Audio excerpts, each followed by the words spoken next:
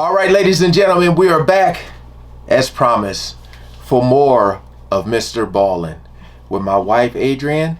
Hey, everyone. And my sister-in-law, Ariel.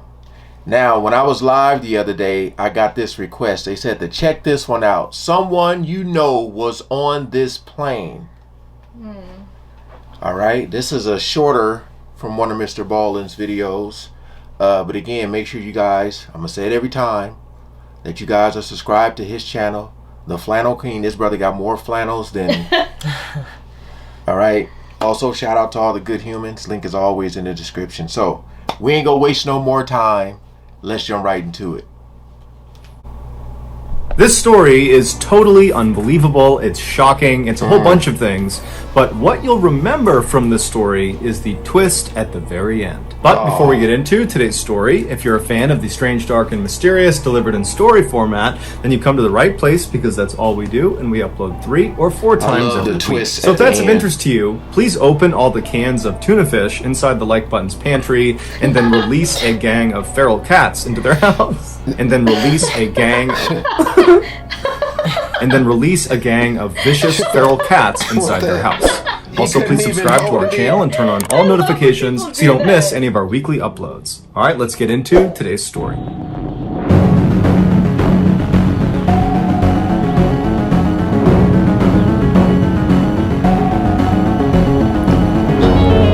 Legendary lifeguard. On June 25th, 1950, the Korean War broke out between the North Koreans and the South Koreans. Just 2 days after this war had begun, the United States formally entered the conflict by sending troops to aid the South Koreans. Shortly after this, the United States enacted a military draft. A military draft is the forced enlistment of civilians into the military. In the Korean War, the way Americans were chosen was in a lottery, and if their name was called, they would have to stop whatever they were doing in the civilian world and immediately go serve their country. And if they refused, they would go to jail. An 18-year-old high school dropout nicknamed Samson was living with his family in Seattle, Washington when he found out he had been drafted. While military service was not something Samson was considering for his future, he accepted his fate with grace, and before long he was making his way to Fort Ord in Northern California to begin his military training. But after training, when Samson was now officially a soldier in the army, he was not sent to Korea to fight in the war.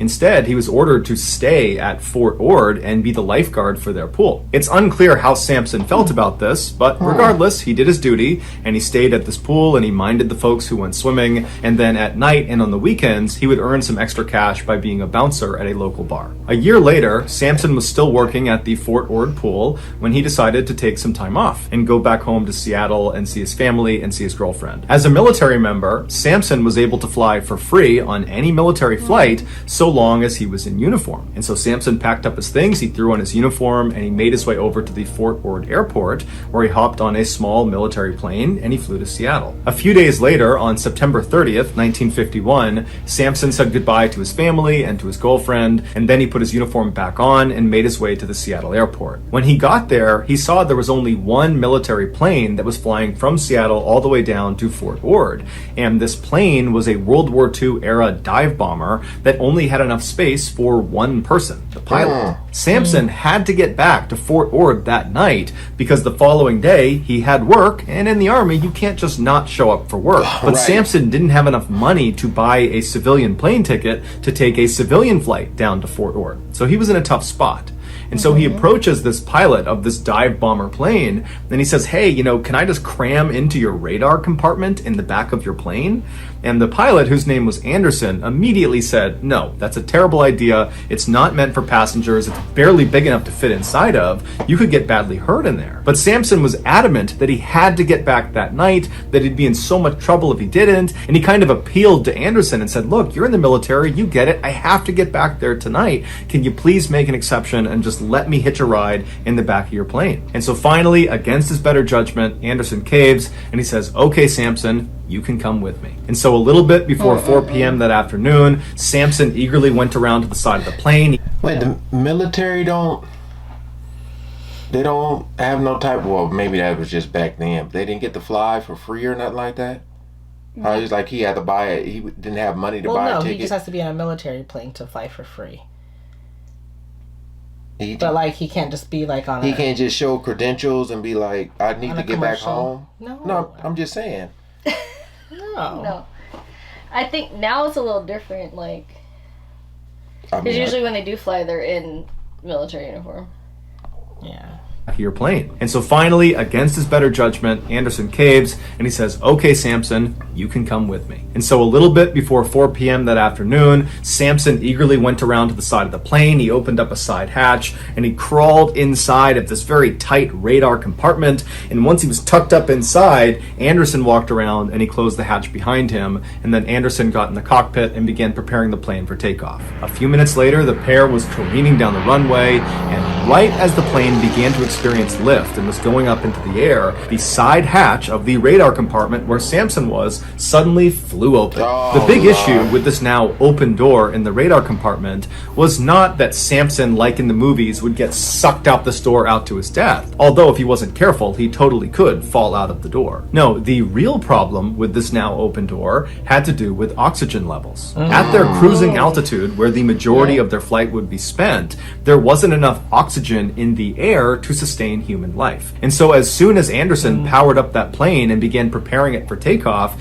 he began pumping oxygen into the cockpit and also into the radar compartment space. This is done specifically to compensate for the lack of oxygen up at that cruising altitude. But with Samson's door now wide open, all that extra oxygen that was coming into that space to keep him alive is now just being sucked right out the door into the atmosphere, which meant if Samson couldn't find a way to shut that door, he would eventually pass out and suffocate to death. Samson, who was fully aware of this fact, immediately jumped into action by anchoring his feet and legs around the stanchion in the middle of this compartment space, and once he was fairly secure, he began extending his upper body out of the plane to try to grab onto the handle to try to shut it.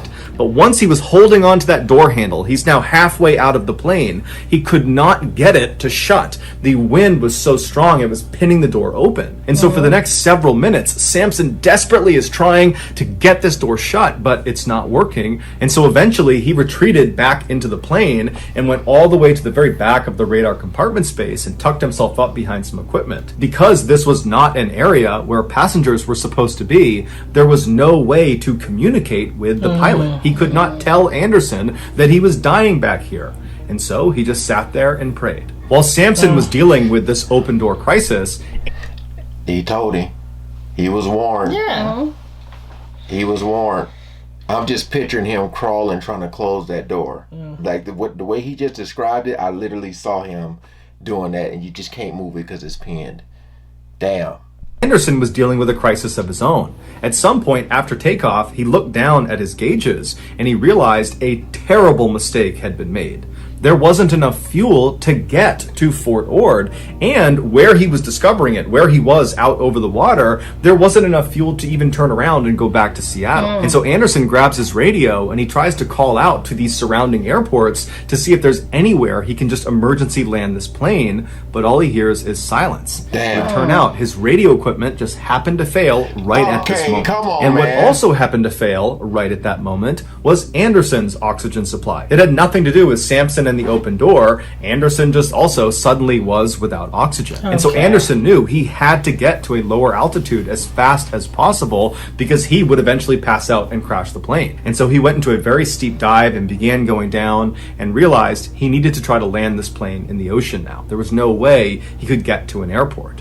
And so he's burning down towards the water, and as they're coming down in altitude, there was more oxygen in the air. And so Samson, who had eventually passed out from a lack of oxygen, is suddenly revived with all this additional oxygen as they're going down. And so Samson comes to, and he looks, and the door is still wide open, and all he can see is the Pacific Ocean burning up at him. He only had a few seconds to grab onto the stanchion in the middle of the space he's in before they impacted the water. Miraculously, Samson survived the impact, but immediately he was faced with another life and death situation. Because this door was wide open, the freezing cold water began pouring inside, flooding the space. And so Samson tried to swim his way out, but the power of this water coming in was too strong, and so he had to wait until the space completely flooded before he swam out and then swam up to the surface. Once he got to the surface, he's looking around and the water's incredibly choppy and it's very foggy. He can barely see anything. And he's looking around for Anderson, not really sure what happened to him, and he looks down the plane towards the front of the plane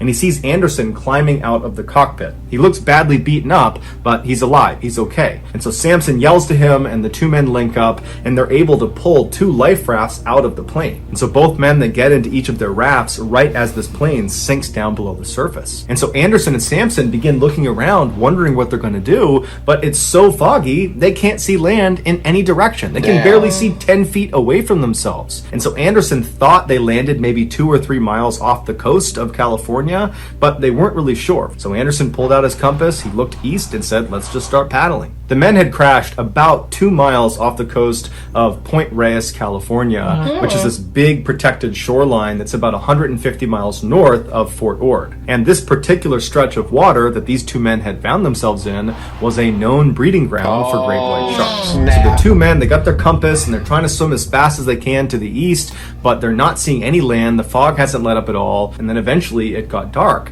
And as soon as it got dark, the water got choppier and choppier until at one point, Samson actually was launched out of his raft into the water. He turned around and saw his raft, but it was being pulled away by a current faster than he could swim to it.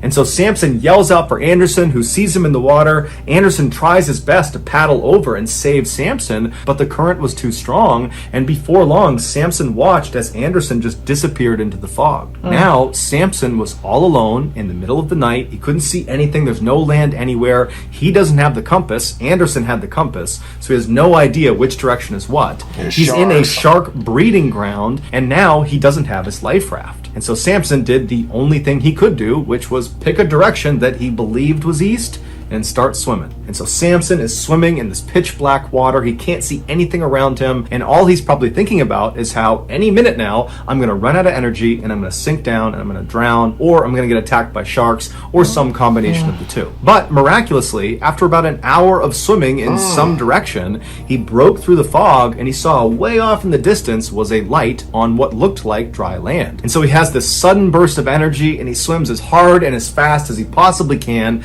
A couple of times he gets pulled under by rip currents and he nearly drowns, but eventually he gets to the sandy shores of Point Reyes. It's believed he swam approximately 1 or 2 miles after being dumped out of the boat. As he was pulling himself out of the water and collapsed on the beach, he had given everything to that swim. Had he been in the water for even a few more minutes, it's very likely he would have drowned. Unable to stand from pure exhaustion, Samson just began slowly crawling up the beach towards this light he had seen as he was swimming. And it would turn out this light was on the outside of this building that was owned by a radio station. And so Samson is crawling and periodically puking out seawater. And finally, after about 30 or 45 minutes, he gets to the steps of this building. He crawls up the steps and he pounds on the door. And by this point, he's hypothermic, he's in shock. He's about to die if he doesn't get any help. And luckily, there's someone inside of this building. They open it up, they see Samson. They don't know what's going on, but they pick him up, they pull him inside, they wrap him in a blanket, and they try to ask him, what happened? What's going on? Why are you here? But Samson was too cold to even speak, so he just sat there and shook. And so finally, this employee just called the Coast Guard that had a station very close to where they were. And a few minutes later, the Coast Guard shows up, they take Samson, and they rush him to their station house where they were able to give him medical treatment, which saved his life. It was also at this Coast Guard station where Samson was reunited with Anderson, who had also managed to make his way to shore alive. Wow. Samson would go on to serve for 2 more years in the Army. The entire time was spent as a lifeguard at the Fort Ord pool. Then in 1953, after the Korean War ended, Samson's mandatory service came to an end and he was honorably discharged. Samson would go on to become one of the most successful and well-known actors and producers of all time. He has won hundreds of big awards, including 4 Academy Awards and 4 Golden Globe Awards. Samson's real name is Clint Eastwood. So that's going to do it, guys. If you found the secret in today's episode, let us know in the comments section what it is and where you found it, so give us the timestamp. And if you're the first to do that, we'll pin you at the top of the comments section. If you got something out of today's episode, that's his face was funny as his face fits it, like that hardcore mentality. Remember I told you about that other story, That's... and I said it was George Bush. Y'all know that one video I watched. Wow. I mean, that's very fitting for Clint Eastwood. That's what I said. You know. Damn. Wow. Did he? Hold on. He had to make a movie about that. About his life? Yeah, about that situation right there. Has he had? Please comment below, y'all. Is there a movie on that? Do you know where Point Reyes is? Me? Oh. It has to be a movie. Do I know? Yeah. Up north. Oh, just It has to be a movie, y'all. Did we get oysters from there? Please. I think we would get oysters from there. I'm trying to get a movie. Sorry. Yo, Clint Eastwood. That when he showed the real photo, I said, Like, no. okay, that makes sense. Because when he said there's a twist, I didn't know like person. Well, then he started saying like he's a famous actor, and I'm like, hold on. 4 Academy Awards. I'm like, okay. I'm like, wow. I forget who requested for me to react to this one, but thank you. Wow. What a damn Clint Eastwood. Yes, please comment below if there's a movie on this, man. I feel like there would be. If there's not, there needs to be. He did a really good job telling this story. Yeah. Like I was fully invested. I literally could see it just kept getting worse and worse. You could see someone actually like really trying to swim, yeah, and then getting bounced out of the raft, and then going back and I could picture this person literally crawling. Oh my up goodness! The stairs. That's crazy. Shout out to Mrballen. Oh man, that was a good one. All right, you guys. Thank y'all so much for coming over. Hope y'all enjoyed. Again, make sure y'all are subscribed to his channel. Make sure y'all are subscribed to this channel. Appreciate y'all, man. That was a really good one. Oh, all right, man. Anything? Nope, that was good. All right. Peace out.